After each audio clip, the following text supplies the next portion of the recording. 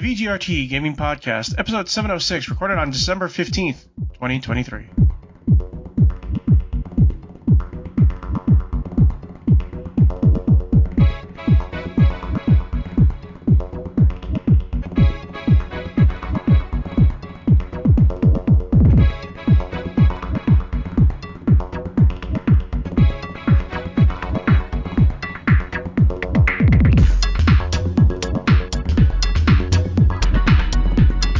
Hello, and welcome to the 706th edition of the TD Gaming Podcast and 539th episode of Video Game Roundtable. I am TJ Dunzig. I'm Scott Durr. And I am Jonah Falcon. The VGRT Gaming Podcast focuses on game news from around the industry. Right, so in terms of playing, I've started up playing City Skylines 2 again. And one critical thing I learned is that don't worry about the budget too much. Just make sure you don't go too low, because every time you level up your city, you get a couple $1 million. So you'll always be losing money, but if you keep progressing your city, you're not going to run out of money. Yeah, Smileyville and City Skylines 2 is still working out for me. The smile is still a smile. I think I said it on a previous episode, but I designed my city in the shape of a giant smiley face. And if the satisfactory of the citizens goes down, I'm going to slowly warp it into a frowny face. But Smileyville is still smiling. It's very hard to piss the citizens off, at least when I'm playing. As long as you have the functions. I mean, they will whine. Sometimes they whine. They don't have enough medical care, even though there's coverage with medical clinics. But I think you need a hospital for them to really, feel better about medicine and the medicine in the town. I've also been playing Against the Storm, which is basically, I talked about this last week, it's a roguelike city builder for those who get bored after starting their cities and they just want to stop. So you basically have to build your city. You have to get these you basically have to get the engines down, and at some point, you got to let the city get destroyed so you can start a new one down the line. And basically what you're doing is you're funneling favor from the queen, who has demands of you. So basically, it's a bunch of little city builders that are strung together. Very interesting and kind of fun. It's on Game Pass, but it's only $20. It shocked me. I thought it was more. So yeah, I remember you mentioning it, and I haven't had a chance to play it, but it does sound interesting, even just for the idea of a roguelike city builder. Like, you don't see that much. Yeah, you have all these species, like you have people, you have beaver men, you have lizard men, and all that stuff, and they have their own special wants and desires. And basically, the longer you go, the queen's displeasure keeps going up and up and up, and you have to complete missions in that town to increase your pleasure until you hit the bar, and then you get more powers, but you destroy that town, you start over later on. And what happens is the deeper in the forest you go, the more dangerous it gets. And the entire point is that it's always raining. It's always at least drizzling. And when the storm comes, it's an evil storm that demoralizes everybody, and it's just very unique. There is a demo on Steam if you want to try it. Nice. I might have to give that a go over the holidays. And how about you, TJ? What have you been playing? I got back into Tears of the Kingdom and Octopath Traveler 2 because those are the games that I'm trying to get those games done before I start Shadow of Mordor or Shadow of War. Okay. And good games. Yeah, I'll tell you what, Scott. I'm coasting into the final end of Tears of the Kingdom. I did not expect a Rock'em Sock'em Robots battle. Yeah, that was unexpected, but I had fun with it too. That entire thing is so silly and whack, and I'm like, I don't want to spoil it for anybody, but like, what a thing to introduce in the final stretch of the game. And it has to be introduced in the final stretch of the game, because if you had access to that, any part earlier in Tears of the Kingdom, I feel like it would trivialize a lot of the challenge in it. So what you're saying is they ripped off Psychonauts 2. How do you mean? Well, that game ended with a Rock'em Sock'em battle too. Oh, yes, it did. Now that I think about it, you're right. And but like it's probably more like Nintendo's ARMS than like Rock'em Sock'em Robot, but like it is out of left field and very strange. And then you get to keep the thing that you used, and it is very strong. You always feel like Nintendo games are like 10 years behind the curve. I mean, they keep on talking about GoldenEye, and it's like, but it was not a very good first-person shooter, and it's like these Zelda games are open world games that I don't know. I've played open world games for 20 years. It's like, what's so special about it? Because it has Link in it, and we're going to talk about Zelda too, about an aspect of that, which brings that to mind for me. That building mechanic, I know it's like, you can say it came from Nuts and Bolts, but it's so much more refined than what they had in Nuts and Bolts. Like, being able to assemble a vehicle out of your imagination at any given time, or build a super weapon out of your equipment, like in resources. That was definitely a huge part of Tears of the Kingdom's appeal and special on what they did. And I think the depths as well, just exploring that place. And then of course you have the Skylands. So it's more than just they have Link in it. They explored, like TJ just mentioned, just the engineering and making all these effects and the physics in the game, because you have fire that affects things and water and electricity. And there's a whole subreddit on Hyrule engineering, and they just show you all these things they engineer with the physics of the game. And they must have done so much work to make sure that this stuff works well. And it's just crazy. And you get a really good story in this game too, because usually it's very minimal. It's like, go rescue the princess and you're done. This one actually had a really good story. So yeah, I think they really stepped up with this game. I want to see how you react to Bruise, TJ. Bruise? In Shadow of War. Oh, okay. Because the thing about it has personality. Yeah, I'm excited to jump into it. I wanted to finish these games because I love them so much. Octopath Traveler 2, I'm a little further behind, but I have been having so much fun with them. They're probably high up there on my Game of the Year list this year. I agree. On a side note, by the way, I've been doing a Let's Play of Spiritfarer and posting videos on YouTube with no commentary, just straight up. I just posted the second part. So if anybody's interested in seeing how Spiritfarer is... wait, did you get around to Spiritfarer? Yeah, I eventually did. I like that game. It's got a great story, and it's a very emotional one at that. Yeah. Of course, it's no that dragon cancer, but yeah. Mm-hmm. Actually, there is a dragon a cancer dragon in the game. There are 3 of them, in fact, because that's what Summer. If you know anything about the backstory, Summer was a friend of Stella's who was dying of cancer, and for a long time she had it beaten. But she always considered cancer that dragon, and you fight the dragons, which are cancer, in the game. So, anyways, what have you been playing, Scott? I've been playing this game called Palia with my wife and daughter, and it's a open world free-to-play game where you're, transported to a world through like a dimension portal or whatever. And it's a very relaxed game where you're just, you're mining, doing farming, you're building your house. Fishing. Yep, and fishing. That's another one. And there's these nice dungeon temples to go through, and you solve little parkour puzzles. And it's a very wholesome fandom, I guess, or community there. Everybody's constantly helping each other, which is nice. They call themselves a cozy community sim. Yeah, definitely cozy community sim. I agree. And yeah, you have friendships with the NPCs, but there's also the players. So it's kind of interesting. It's on Switch and PC. If anybody's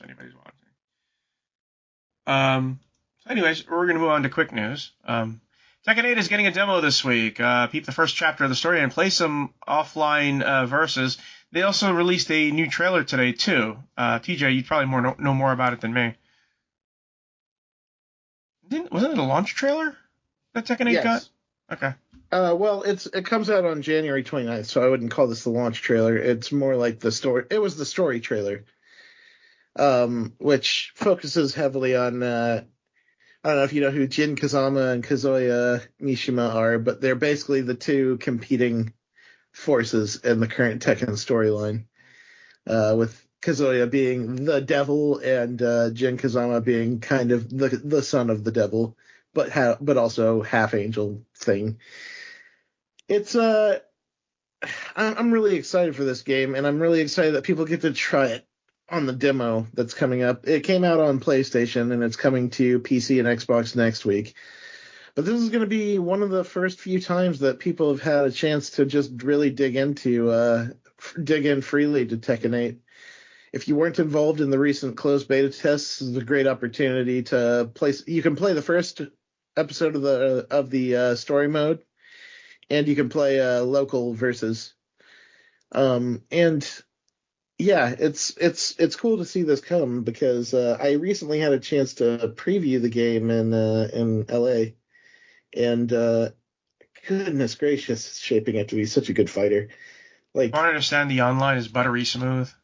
Very, and the characters, like even the returning characters, they feel just vastly different because of the this new heat system they have in the game, where you go into an empowered state once you activate certain attacks, and it makes I've been interested in playing Kuma the bear because he is a pet bear of one of the villains of the game, and and the bear knows karate, and this time is there a polar bear in one of them? There's a panda bear and a grizzly bear. There was a polar bear in one of them. I remember a polar bear. I don't. It was all white. It wasn't a panda. May have been a costume because Kuma and Panda. No, it wasn't a costume. I think it was in Tekken 6. I'm going to look this up because I'm pretty sure there was a polar bear. Kuma and Panda are the two canonical bears. But either way, there was a polar bear. In Tekken 6? Tekken. Oh, you know what? Kuma sometimes defaults to it, so I think it's a Kuma skin. Yeah, it's definitely a Kuma skin. But he is the pet of the like horn-haired guy and his training partner. And in Tekken 8, that guy is dead. And Kuma doesn't know any better, so he's looking for where Master is and looking to defend his business while he's out there. There's Polar Kuma and Kuma, so are they two different characters, or are they just the skin? Same character. Either way, we finally had a chance to try a lot of the characters. I got a chance to try Kuma. I love him. He's amazing. And I'm really excited for this game. It's probably going to be like an early front runner for Game of the Year for me in 2024. Wow. Okay. D&D Revised Player's Handbook will be the biggest player's handbook that D&D has ever had, and like all the revised core books, will be compatible with current edition. It'll come with 48 subclasses, with it's 12 classes with 4 each. It's coming out at an interesting time because D&D has been pilloried for the licensing issues, which people making modules are being charged and all that stuff. It's an interesting timing for it. I always feel like it gets exhausting with new editions and having to buy the next book that comes out in the next edition, and I mean it gets really expensive, I feel like, and that's kind of frustrating a little. A lot of people are saying people should try Pathfinder because it's D&D except without the license. Yeah. That might be good. Yeah, there's other options. There's Pathfinder, and I think some other stuff too. Didn't they make a pen and paper version of Pathfinder now? Yeah. Yeah, they have a monster manual and a DM book and a guide. I think they have 2.0 now, in fact. So yeah, there's books for Pathfinder. And on a side note, Pillars of Eternity, the complete edition, is now on Game Pass. So if you want a really, really, really long RPG, Pillars of Eternity will take up your time. Yeah, I definitely played both of those games Yeah. on Steam. That was a fun And time. Avowed still seems like it's coming out late this year, 2024. So And there was rumors, or well, maybe not rumor, but tweet that Josh Sawyer said he wants to make Pillars 3, but he wants to have a bigger budget. I say give the man the budget. yeah. Well, here's the thing, Josh. He made Pentiment as his little personal game. Yeah. Yes. So it's sort of like, I think, he needed to make Pentiment so that he could just, get away from D&D and just make a cute, visual novel set in the Middle Ages. I hope that, because I remember him making comments that he hasn't made a game that he wanted to make, and I hope that game was that for him, so he could have a little break from Pillars and maybe feel more refreshed for making another entry into that series. And that's what's good about Game Pass is that Microsoft said, okay, go ahead, do it. We need content for Game Pass. And there will be an audience for it. And people will try it, and they'll either like it or love it. Some people may not like it, but at least they tried it. So we'll see. Next item. Creative Assembly apologizes for the missteps with Total War series, offers Pharaoh refunds. Yeah, I haven't played Pharaoh, but from what I understand, it was bad in terms of gameplay and bad in terms of theming. So it got both things wrong. It wasn't historically accurate, and it wasn't a very good gameplay. That's a real shame. Creative Assembly has had like a rough end of its year with like being forced to cancel Hyenas, and then this with the recent Total War. They just this might be the roughest end to a year I've ever seen for that studio. Yeah, they just need to take their time and make another, number 3 of their series of Rome. And finally, the day before a publisher announces studio shutdown amid financial troubles. This has been a weird development cycle. Really weird. At the beginning of the year, it was the second most anticipated game on Steam. But what's really weird is that even though it was that, it only had something like 4,000 members on its Reddit, which is kind of low for a game that is supposed to be that anticipated. And then they had the entire copyright issue back in January. We actually discussed this, and I had to look it up. Yeah, we discussed it in episode 674. It was the same episode in which we talked about Hi-Fi Rush, which was just come out. Yeah, it's the strangest thing because like everything about it looks like a con job. Like it looks like somebody like flipping assets to make a quick buck and then running with the money. Someone ripping off DayZ or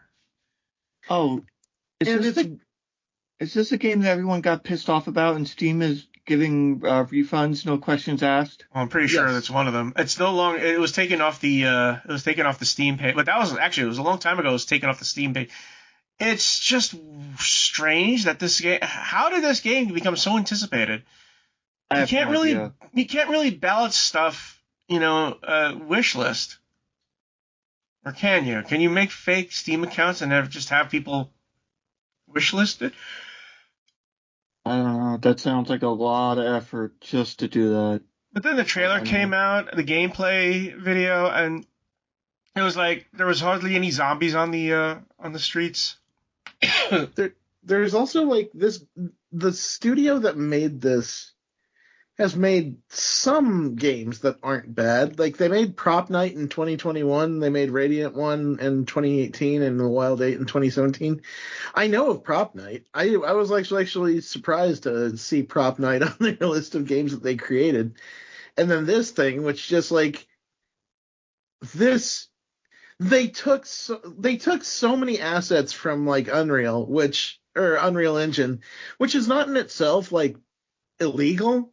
but they literally just threw them together and called it a game for like the release.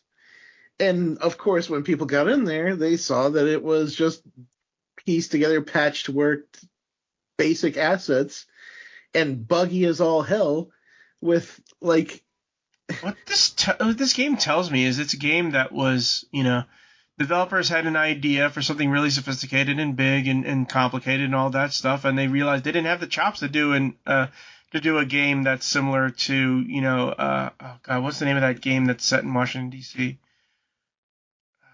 You know the game I'm talking about. These live action games, live service games. The Division. Yeah, 2? they try to make their own zombie version of the Division, and they just didn't have the chops to do it. Yeah, that sounds about right. It's so terribly buggy. I watched somebody play it for like a little bit, and there was just a giant model of a guy of a generic NPC character like coming out of a subway, looking extremely creepy and just like weirdly warping the more it moved. And this is just something that you would just come across regular in the game. It looked like such a con job, and it really does look like they're just running with the money that investors gave them because they got a publisher for it. Unfortunately, it looks like who is it? Mytona is the one that published it, and it looks like they might be the ones stuck holding the bag in this case. On a side note, I went to PAX Unplugged and I chatted with Mike Pondsmith. For those who don't know who that is, he's the guy who founded El Talsorian. For those who don't know who that company is, they made a lot of pen and paper RPGs, one of which happens to be Cyberpunk, which is the same Cyberpunk that we've been playing on Computer Game right now. So, I spoke to his wife, and I also spoke to his wife, and I said, when I was a teenager, I was a fan of El Talsorian only because I would be flipping through the Dungeon magazine, and they would have this DIY ad there, really just very simply made ad. It looks like someone just took a typewriter and just played, and all that stuff. And I was a fan of them because of that. So anyway. Pretty cool. Like the guy that created the original Cyberpunk tabletop. He also did all the subsequent ones too. He also did Mechton. He did some others. And he was also, he's also African American, and he's one of the earliest African American pen and paper nerds. And he's still a nerd, which is great. That's pretty cool. I'm happy to see that he still cares about this stuff. Yeah. So they're still going strong. They had their table was full of Cyberpunk stuff. They had other stuff there too, but right now Cyberpunk is hot. So for sure. Anyways, go ahead. Oh, I was just gonna say, like, to a certain extent, that has to be good for him, right? Like, it gives him an opportunity to make all sorts of new stuff within that universe. I think, yeah. I mean, there was a lot of supplementary material there. I didn't get to look at all of it because I was running around. But, it's like I met Richard Garriott one day, and now I meet Mike Pondsmith the next. For those who don't know who Richard Garriott is, that's Lord British of the Ultima series. Nice. That's still going? I haven't heard about that in He's years. still making something. I don't know what it is. He tried an MMO. But I think the MMO fell flat. I'm not thinking of Tabula Rasa, which I enjoyed. No, I'll tell you about the MMO that came after that, which was sort of like taking aspects of Ultima and trying to do a living sim. I don't think that's still going on. I don't know what he's doing now. But if there's a guy who's fallen, he's fallen far. Yeah, definitely. But I still love the fact that, he prefers to be referred to as Lord British and not Richard Garriott. So, anyways, speaking of which, we're going to move on to game news. E3, the Video Game Expo, officially shuts down forever. This comes to us from Mashable. E3 is dead for good, apparently.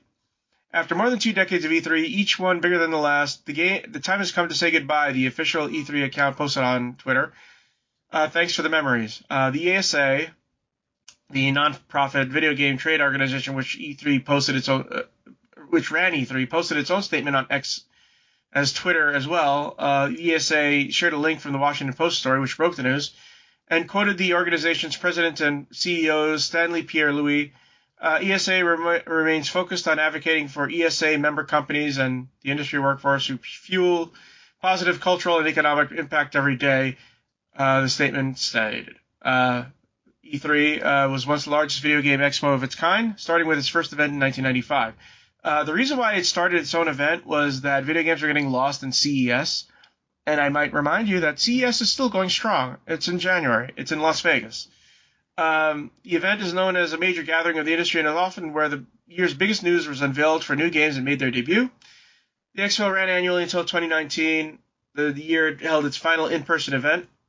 E3 2020 would be canceled in June because of the COVID-19 pandemic. And then all the major studios found out that they didn't need E3, they just posted videos, which actually I knew was going on in 2015 and on. And I will say this, it is bullshit. It is 100% bullshit. Because as TJ knows, there's another big Gamescom, and I'm not talking about Japanese Gamescom con. I'm talking about Gamescom in Germany, in Leipzig. And it has no problems at all running a game studio because they know how to run a game convention. They do. You know? And the major studios are there. So, I don't know. I think PAX ate its lunch for the most part. I feel like PAX ate its lunch. But ReedPop was brought in to help with this E3, right? Well, I guess they separated earlier this year. No, ReedPop is still involved, but what happens is Microsoft, Sony, and everybody else, the large companies, didn't want to go to E3 because it was a waste of money. And they were already off the site. I mean, they were having their own little cons all over the place outside of E3. Yeah. It was the most telegraphed possibility of anything that could possibly happen this year. E3, I thought, it feels like E3 has said that it's dead or has been reported dead at least 4 times that I'm aware of. And well, let's not forget E for All, and man, which was an abomination. The last remaining, I enjoyed meeting you, Jonah, out there and having some beers and going through the Devolver place. Yeah, we did that one podcast there. And I had plenty of good times with colleagues out there, and those memories will stay with me. But one of the things the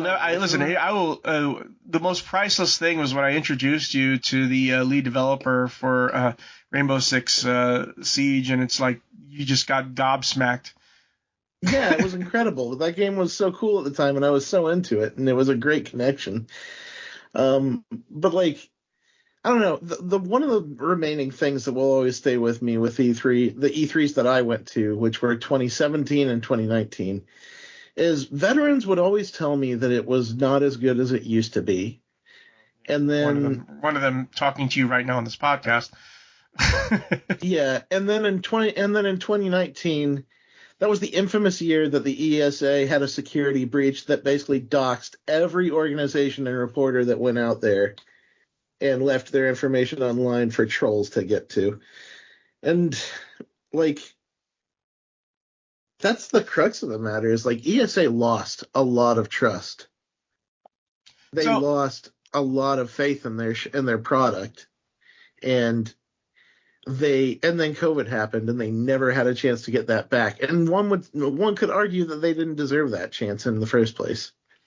You know what's going to be interesting is that 2024. Microsoft and Sony and Nintendo will all do their June thing, this mid-year thing of doing their presentations. And you know what? I'm willing to bet you that without the anchor of E3, people are going to care less about it, and they're not going to really pay attention to it that much. I Even think with the big games. Because a lot of these publishers will just drop a trailer whenever they want to now, because they just released a 6-minute trailer for Iudian like yesterday, and they didn't wait for an event or anything. They just dropped it. Like, here you go. No, it's like you do have to have a presentation of the games that are coming this year, or what to expect in the next year or so. Because they still do Tokyo Game Show, and they still do Gamescom.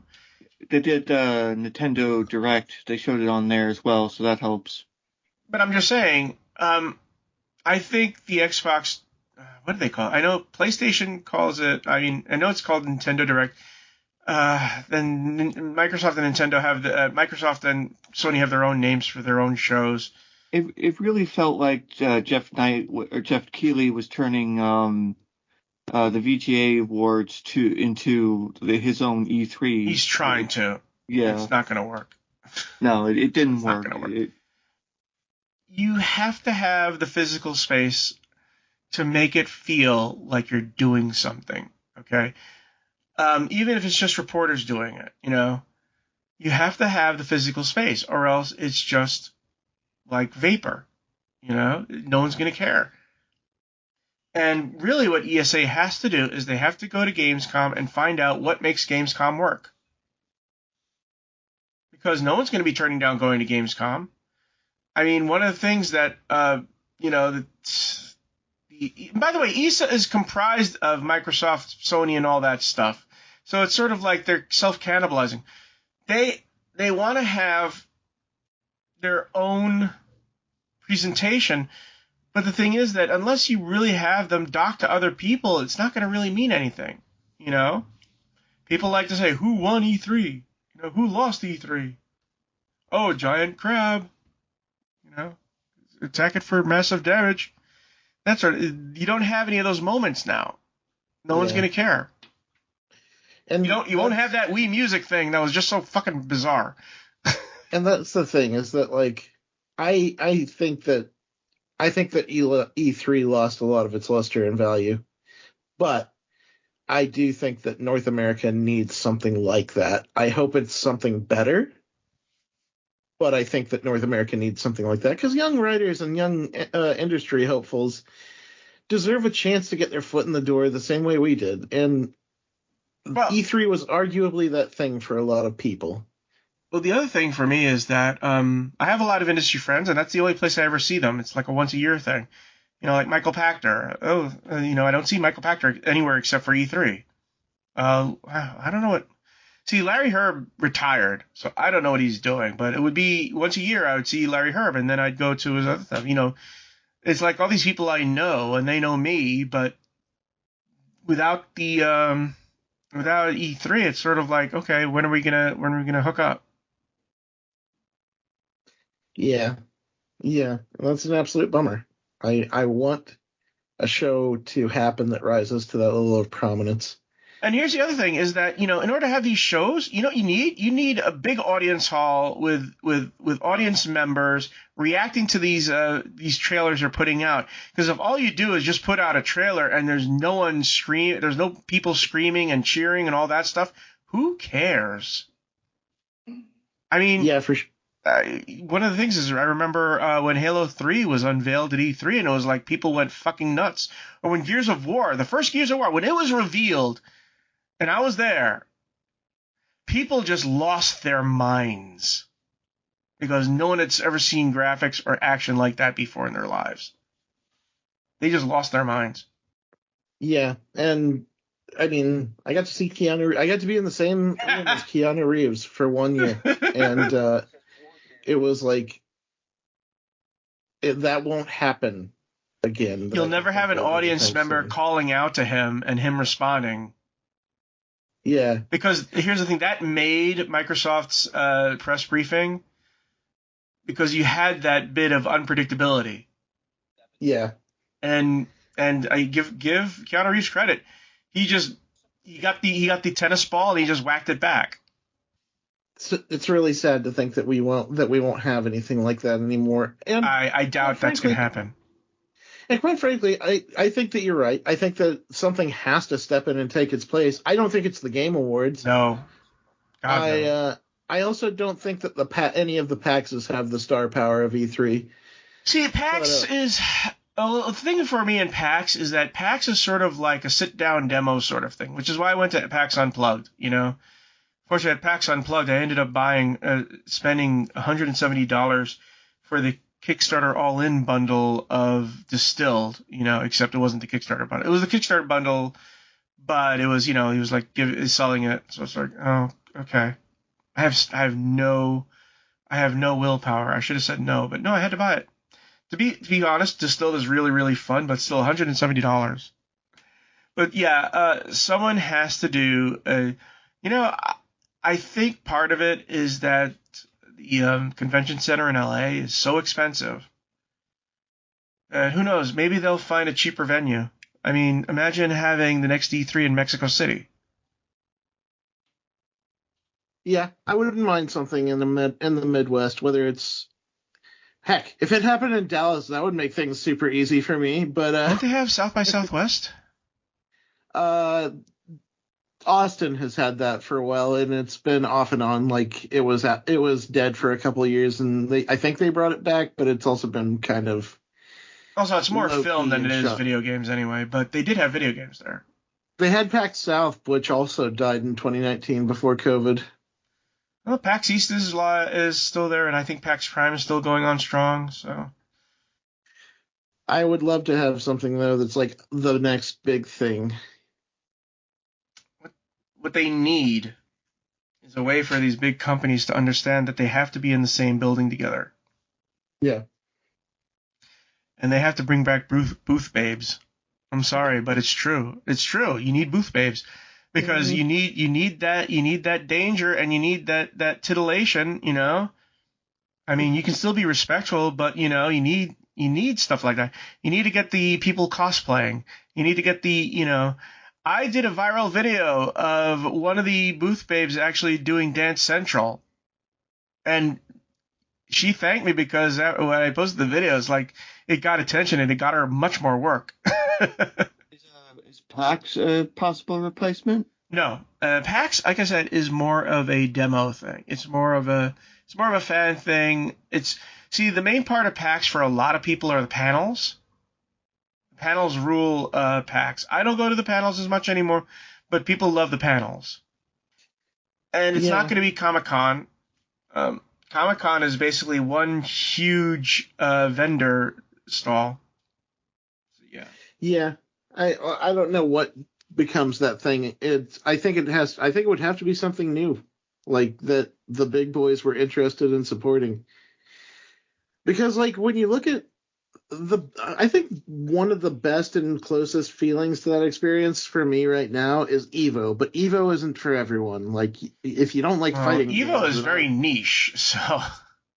Well, but it's still super popular.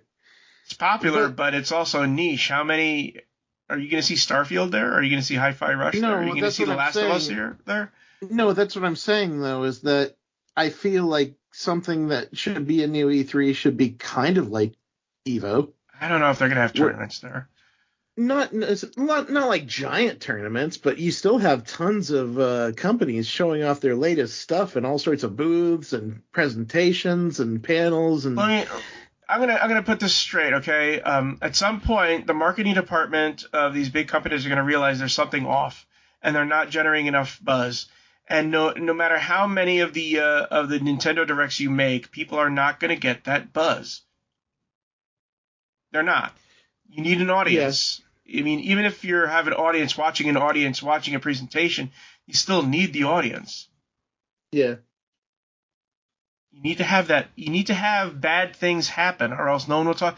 See, the Nintendo Direct, do you think anything is going to go off script? Of course not. Of course not. You're not going to have something like Wii Music, which was the goofiest friggin' thing that you'd ever see, and you'll never have Cammy. Oh, God, Cammy. She's like a Stepford wife. Stepford wife with video games. Do you remember her? Yeah. Her and Reggie is just, you won't have anything off going on. You won't have embarrassing moments like when they announced that the Xbox One would be $500, or or giant crabs and giant enemy crabs and hit it in the sweet spot to do massive damage. You won't have that in these things. You will have boring shit, because I remember last 2 years people were complaining that the PlayStation events, that were only online, were boring as hell because Sony made it too safe, made it too corporate. I dare you remember anything that happened. I'll tell you what happened. I don't know if it was the last year's or the year before's. They went to these different rooms. You remember, they went from this room to talk about this game, then they went to this room to talk about that game. They went to. That's boring as hell. You know what that is? I remember that. And also, my colleagues hated that shit. It's like going through a haunted house where there's no scares. It's just not. It doesn't work. Yeah, especially when you have so many people and it's so crowded and it's not very well ventilated. And it's also shitty to watch. I'm talking about people watching online. It was dull as dishwater. Yeah. You need the big show so that you can have moments, unscripted moments, I don't know. Anyways, we're going to move on to the next item. Go ahead, TJ. All right. Report. Insomniac suffers ransomware attack from PlayStation Lifestyle. Reports surfaced this morning that Insomniac Games has been hit by a Reseda ransomware attack, which has resulted in hackers obtaining access to images of PS5 exclusive Marvel's Wolverine, as well as employee data. The reports remain unsubstantiated at the time of this writing, and neither Sony nor Insomniac has issued a statement. The report of the attack originally came from cyberdaily.au and has been circulating on Reddit. According to the website, Reseda, a ransomware operator, has backed up its claims by sharing a collage of images that include what appear to be Wolverine screenshots along with employees' personal data like passport information. Fun. The hackers released some images. That to go to the next paragraph. What's up? Go to the next paragraph. It's repeating the same shit. Okay. Reseda is reportedly auctioning Insomniac's data and has given the studio 7 days to respond. According to cyberdaily.au, the starting bid is 50 bitcoins, or just over $2 million. Or in a few years, it'll be $2. What a bunch of shit bitches. They always ask for something stupid. Why not just ask for the 2 million? You could you could convert it into Bitcoin, right? I don't know. Maybe they think Insomniac's going to mine it themselves. Who knows? Just dumb. Just freaking dumb. Can we say that in Sony's security is shit? Yes. Yes, because they had another breach recently that was about player data and stuff. And then a breach before that, and a breach before that, and go all the way back to 2014, and a breach with the PlayStation 3. It's Sony, invest in some cybersecurity. What are you doing? Seriously. Seriously. That's no good. And I mean, that's not all Sony's fault. I have to imagine, unless you can't blame the victim, but seriously, Sony, you leave your door unlocked. I feel bad for Insomniac because they've been making some pretty good stuff, and I'm really excited to see what they do with Wolverine because, I don't know, I feel like they're pretty fit to do that. Which reminds me, this week they finally revealed Blade, which is being developed by Arcane, the good Arcane. And I was laughing because all these Sony PlayStation fans were saying, it doesn't say Xbox on it. It doesn't say Game Pass. It's going to be multi-platform. And I'm thinking, sure, just hold your breath waiting for that, please. I kind of am. And I'm not trying to cope or anything. Well, I actually am trying to cope just because I think Dinga Bakaba is a fucking great director. He, of course, did Deathloop. Yeah. And he also worked heavily on the Dishonored DLC, The Outsider. The Outsider. Yeah. And I have nothing but respect for him. I love his work, and it would make me very sad if I had to work very hard to play it. I think you also said that you hope that Michael Jai White was doing the voice for him. Mm-hmm. Yeah, I wait. Did he say that? No. I say you said no. You said you hoped last week that Michael Jai White would do the voice for him. Yes, I still stand by that. For a second, I thought you were saying I was right, and they confirmed that. I would be thrilled if they announced that Michael Jai White was Blade, because he's awesome at the character. Of course, I hope sincerely that they have the character say, "Oh, some motherfuckers trying to skate upside." Damn it! I keep forgetting that. Is the line coming to you? I'm getting a line. Oh yeah, so always some motherfuckers are always trying to ice skate uphill. That's a good one. That movie is full of great one-liners. Goofy as hell, but that's always good. Goofy as hell. I seriously doubt they'd have Wesley Snipes being able to voice him. I don't even know if his voice would sound good. One of the things about the latest Indiana Jones film that created the most uncanny valley was that, it looked like younger Indy, 40-year-old Indy, but the voice coming out of him was from an 80-year-old man. And that just was weird. It's like also like with Marge Simpson and Julie Kavner simply cannot do a gravelly voice anymore. Yeah, that's a shame. You know what? They should have had those. Okay, this is a bugaboo that I've had for the past few decades, and I'm going to say it again. They should have had the Simpsons age. They should have. Bart would be Homer's age now, and he would have his own kid, and you could have so many storylines. Bart going through puberty and going through high school, Lisa going through puberty, going through high school, getting a job and all that stuff. Maggie growing up. It's like you could have had so much stories instead of having to recycle bullshit. Retcon it, like retconned. Yeah, so the first you had Homer in high school. It was in 1970, and the Carpenters were singing "Why Do Birds Suddenly Appear," and then a few later they're in the 90s. They went to high school in the 90s. Now they're going to high school in the 2000s. I personally blame Rugrats All Growed Up for this, because that show sucked, and I don't think that anyone wants to age their characters. It had nothing to do with that. No, it had nothing to do with Rugrats All Grown Up. And by the way, it wasn't that bad either, to tell you the truth. So it wasn't that good though either. I blame Fox for this kind of way, because I think Matt Groening had a really awesome idea for making Homer and Krusty be the same character, and Homer was actually doing Krusty as a side job. And I thought that was an awesome thing that they should have done, but the studio execs were like, no, it's too deep, and so they didn't do it. But if you look at the character design, Krusty does look exactly like Homer. That would have been brilliant. That would have been wonderful. But studio execs think the audience are morons. Well, they didn't want Bart to grow up, so yeah, they should have. But it's whatever.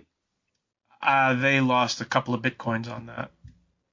So, anyways, so you have Insomniac doing Wolverine, and you have Arcane doing Blade. So it looks like some really good action games are coming down the pike. Yeah, and despite this ransomware attack, I'm still excited for all that. I hope that Sony realizes the value of good cybersecurity in 2024 and maybe makes some investments. No, they're more interested in doing rootkits. They're so ridiculous. This shouldn't happen this much to any major company that has that many accounts for both employees and gamers in its databases. Okay. I'm going to read this one because I want to hear Scott get angrier and angrier and angrier as I talk. Okay, here we go. Zelda producer doesn't get why some fans want to go back to limited and restricted games. And this comes to us from Games Radar. The producer of Legend of Zelda Tears of the Kingdom has revealed he doesn't quite understand why fans would want to revisit the series' older, quote-unquote, more restricted games when the new ones give you so much more freedom.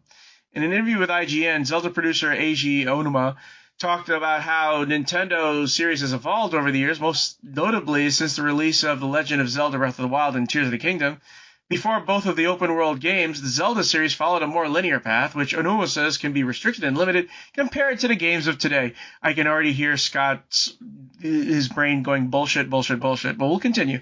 When asked how Onuma felt when fans say they miss the old-style Zelda games, the developer responded, I do think we as people have a tendency to want a thing we don't currently have. There's a bit of a grass is greener mentality.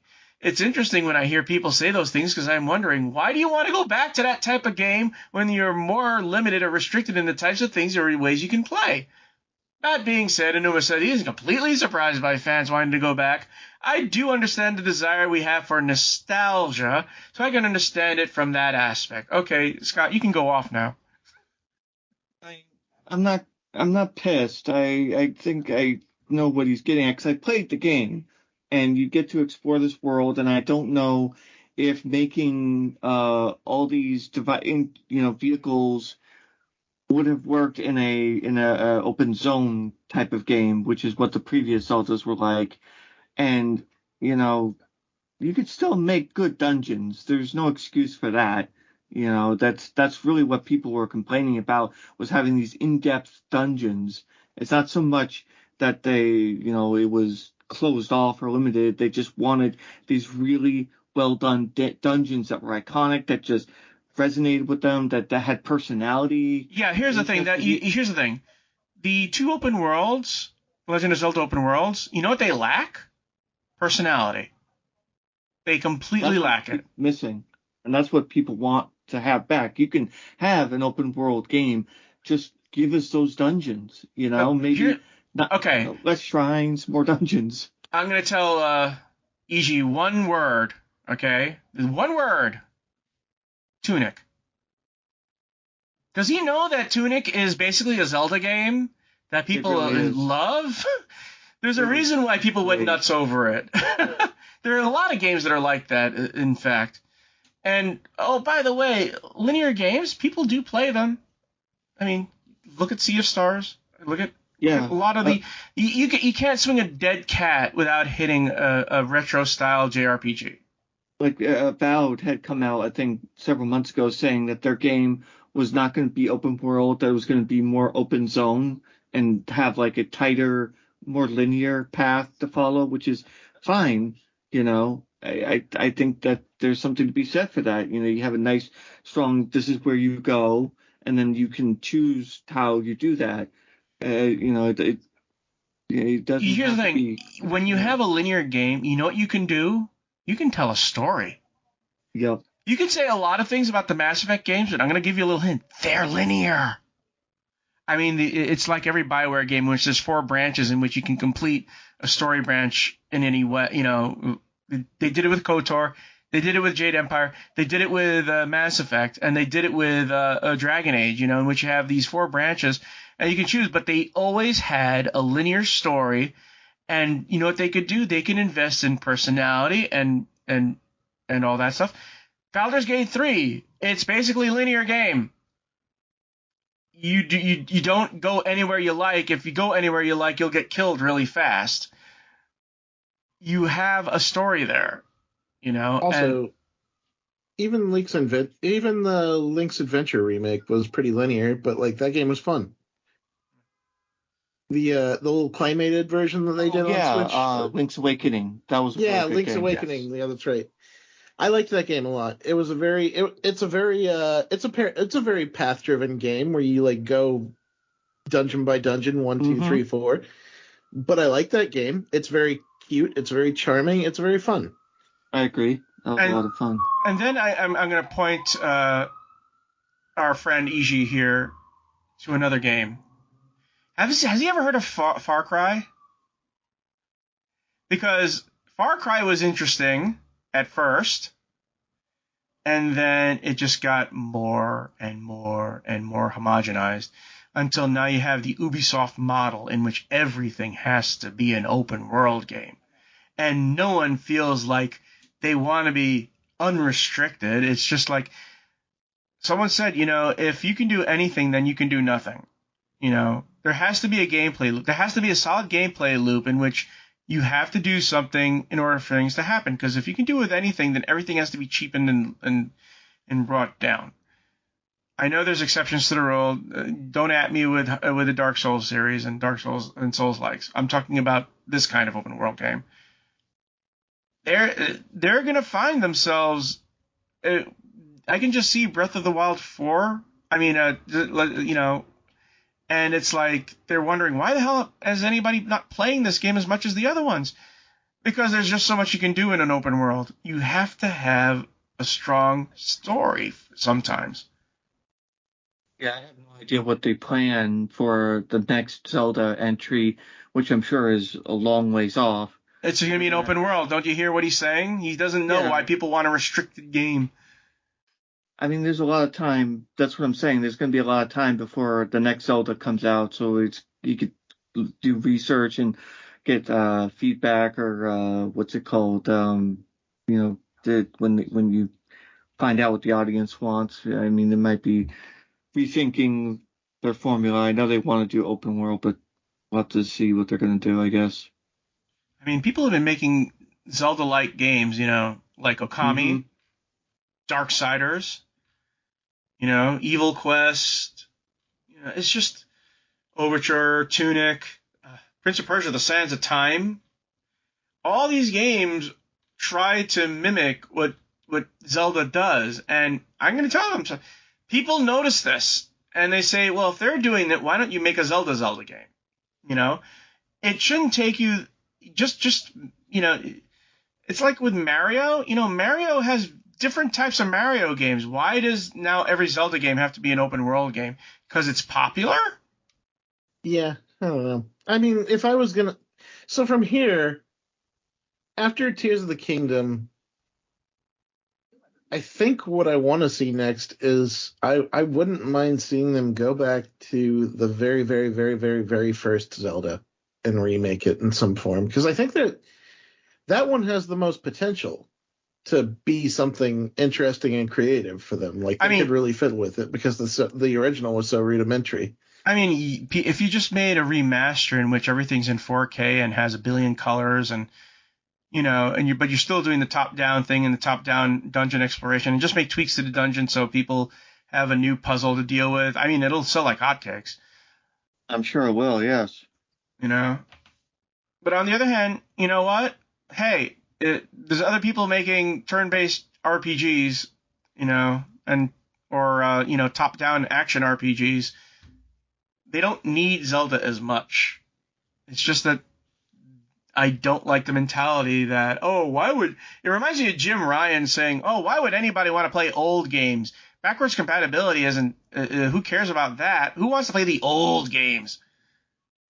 There are people who want to play old games and old style games. Kickstarter's proof of that. That's true. Anyways, we're going to move on to the next item. Go ahead, Scott. All right. The Last of Us Online finally canceled. This is from PC Gamer. The Last of Us Online has been canceled after more than 3 years in development. Naughty Dog made the announcement today, arguing that the ambitious project will require the studio to pivot entirely to post-launch support, read a live service future, rather than their strength, big-budget, single-player narrative adventures. The Last of Us Online was originally meant to launch alongside PS4 exclusive The Last of Us Part 2 in 2020, and that will retain the format of the original game's beloved Factions mode in 2022. Naughty Dog's Neil Druckmann said that the online mode continued no-show was because it had evolved beyond the team's ambition. The Last of Us was a PC PS3 game, and mid-2010s, it was standard practice to include online mode to bolster the shelf life of the single-player games. Physical games still dominated, and this was seen as a way to combat the second-hand market. Even in that context, Factions was unusually good, but in 2023, the landscape is entirely different. No one launches an online game without a big roadmap to keep players engaged and a big team to keep the content mill turning. The things started looking a bit hairy in May. Naughty Dog announced another vague delay, which was complemented by a Bloomberg report which painted a bleak picture. Apparently, Sony had tasked Bungie with assessing the viability of Last of Us Online, and the prognosis was not good. Still, aside from the faction's diehards, it's unlikely that the core Naughty Dog's fanbase will be too upset by this announcement, especially since it includes reference to not one but two development single-player games. Grand Theft Auto Online set a dangerous precedent for a lot of games. I think there's a difference there because Grand Theft Auto, you have all that flexibility for various heists and different stories. Last of Us is really just, I guess a zombie apocalypse, and you have a story, and then doing multiplayer is just, I guess, fighting zombies that are fungus zombies or something. Yeah, but you have human enemies, and you can do heists against human enemies just with the zombies as obstacles. Grand Theft Auto is a sandbox, and The Last of Us is not. Yeah, but you still have factions mode. Sure, but a large portion of why people go to The Last of Us is because they care about the narrative. Mm-hmm. You could feasibly do a sandbox, but Naughty Dog equipped to handle that? That's a question. I don't think that they are. I don't think they even want to be honest. I think they'd rather go back to single player narrative story. What's really funny to me is that Sony tasked Bungie to assess the viability when Bungie is having all sorts of problems right now with Destiny 2. Yeah, and I think it's just safe to say that, I don't know, we've seen it a lot this year. Live service games are dying on the vine left and right, and they're not even bad ideas. Rumbleverse didn't deserve to die, damn it. It was a wonderful freaking game. In some news, the crew has been being shut down, and the servers are being shut down, so if you own the crew, guess what? You're shit out of luck. You see, live service games are just falling, left and right. It doesn't matter how much money is invested in them. It doesn't matter if the game is good. It doesn't matter if the content is coming. There just isn't enough player attention bandwidth to spread amongst the asks that these live service games have for the player base. And so if you don't have an incredibly well invested idea with a hugely invested community, it's not working out. It's a real shame in some cases. May I remind you, way back on May 27, 2022, Sony announced it's launching 12 live service games by 2025. How's that looking? Man, did they actually think that would be profitable? It really feels like these execs get their news very, very, very late and very slow, because by the time they do these ideas, it's already dying. Everybody else sees it dying, but they're like, yeah, let's do these live service games. Let's do this NFT. And it's like, no, the stuff is dying. Don't you see that? Well, isn't that it's dying? Here's the thing. One of the biggest games out there is a live service. There are two of them I can think of that are live service games. World of Warcraft and Fortnite. Okay, those are gigantic. Here's the thing that executives don't seem to understand. These live service games are making a lot of money, but here's the thing. Their audiences don't play any other live service games. They only play Fortnite. They only play World of Warcraft. It's like basketball, and you have 5 superstars, but there's only one basketball. You're not going to get you have to focus on making one good live service game. Or you can make a bunch of them and, just not have to. I'll give you a good example of a live service game that's really, really popular, Grounded.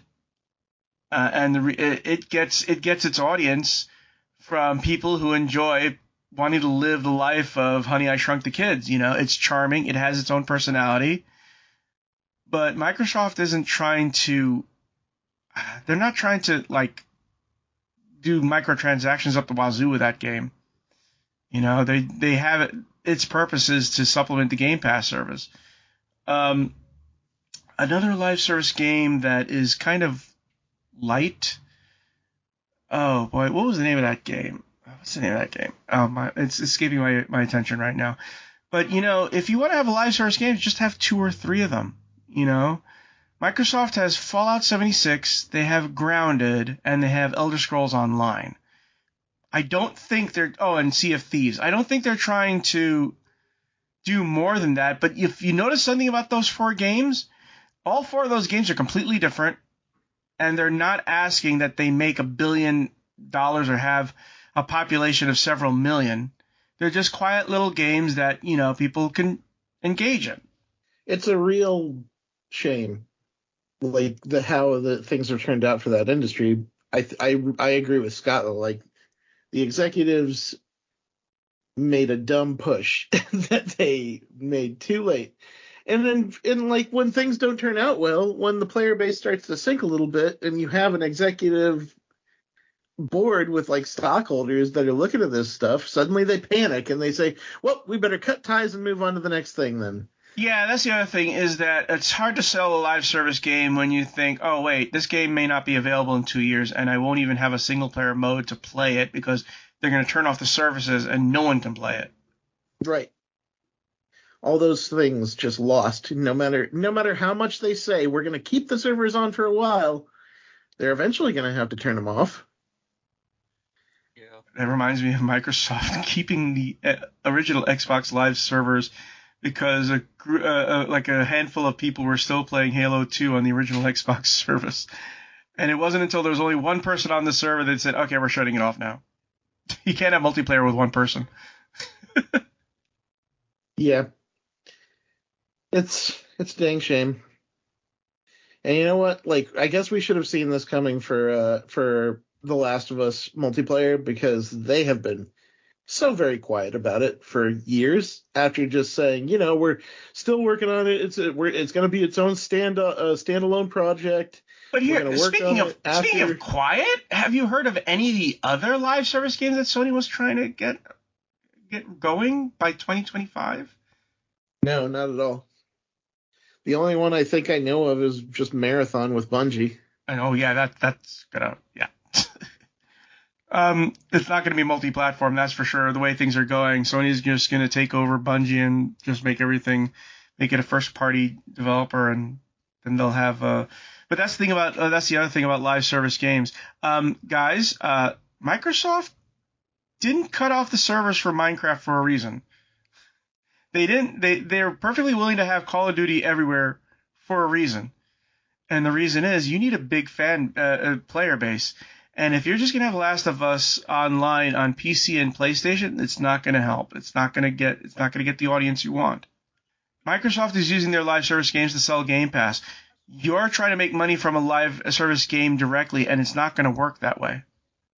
Yeah, I agree. PlayStation doesn't have something like Xbox Game Pass or Game Pass in general that they have PlayStation Plus, quote unquote. Yeah, but that's not even nearly as good as Game Pass on any level. By the way, that's another news item. There's noise that Microsoft may make free Game Pass that's ad supported, which you watch a certain amount of ads and you get blocks to play Game Pass on. It's obviously not going to be for an Xbox gamer, but it's going to be for semi-gamer, casual gamers or semi-gamers, And keep in mind, like I said, Game Pass devices. I mean, my Sony Smart TV can be a Game Pass device if I want it to be. That doesn't need an Xbox at all. Yeah, it's kind of good that Game Pass is around, because I don't see much support for the Xbox outside of that program. I feel like that's the program that's making the Game Pass even more worthwhile, or making the console, legitimizing the console's existence. Because I feel like at some point Xbox should probably just bet everything on the Game Pass and just maybe go. I mean, they're building. They're not gonna drop a console. They're not gonna drop the Xbox console anytime soon. No. I don't know, because it doesn't seem like it has much support at all. It does have plenty of support. I don't know where you're getting that from. As a matter of fact, the Xbox shares has been increasing. It was Sony 42, Nintendo 27, Microsoft 23 or 5, and that has gone up. And at some point, I see this going into 33, 33, 33 at some point. I will say this. I'll be very surprised if Hi-Fi Rush doesn't appear on the Switch. That game was made for the Switch. It's going to appear on the Switch at some point, I'm pretty sure. I mean, Yeah, I don't know. You can see Hi-Fi Rush on a Switch machine, can you? It should be on a Switch. It's a great game, and it doesn't look like it would be like ridiculously difficult. Yeah. It doesn't look like it's graphically demanding in a way that some of the other. There's a reason why they call Hi-Fi Rush the best Dreamcast game that never came out. Yeah, no kidding. Anyways, look for our show notes at gamingpodcast.net along with industry news and our gaming history articles. We enjoy feedback. Send us comments at our blog at gamingpodcast.net. Also, hit us up at facebook.com/gamingpodcast. Subscribe to it on iTunes. Leave us iTunes comments. You can find me on Twitter at Jonah Falcon. You find me at Johnny Chugs. You can find me at Charter Moore. And we will see. Here's the thing. We've shoved this over to Fridays because it's kind of odd to do a podcast on Mondays, a few days after you do a podcast. So, we will see you next week. I don't know when the next podcast is going to be released. Probably on Wednesday. Yeah. Happy gaming, everyone. Have fun. Be cool. Play games, yo. And that's that.